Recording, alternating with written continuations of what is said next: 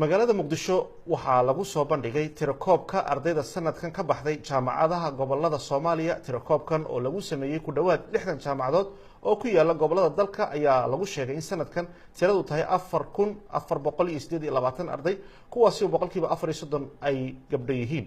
warbixintan waxaa muqdisho ka soo diray Jacfar Kuukay.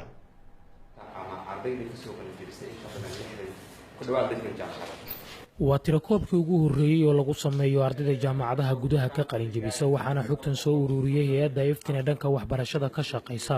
ujeedaduna waxa ay tahay in madaxda dawladda, kuwa sharikadaha iyo ganacsatadaba loogu booriyo in ay ku talagalaan shaqasiinta dhalinyaradaasi sanadkan soo baxday. tirada guud oo ardayda jaamacadaha ka soo qalin jebiyay waa 4408 arday. 2900 kuwa kamid ah waa wiilal, maxay eeday 1519 waa gabdho.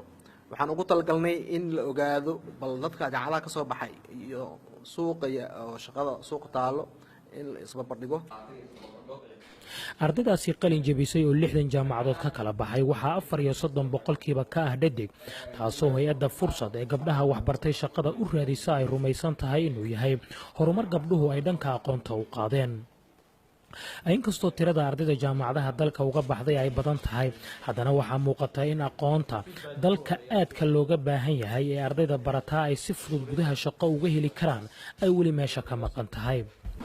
jaamacadaha ardayda ka soo baxaysa xirfadooda iyo sidii loogu dabaqi lahaa maaragtay soo saarka dalka.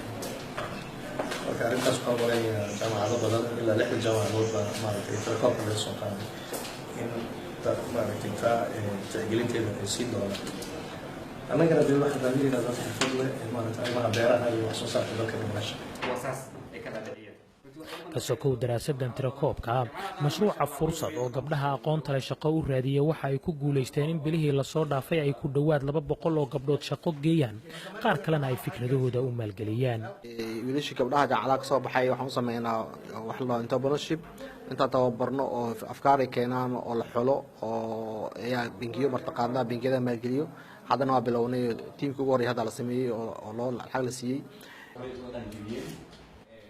inkastoo xilliyadii hore ay adkayd in loo shaqeeyayaasha lagu qanciyo in ay dumar shaqo u qaataan, ayaa xilligan waxaa muuqata in sharikadaha iyo hay-aduhuba ay ku qanceen in ay haween shaqaalaysiiyaan.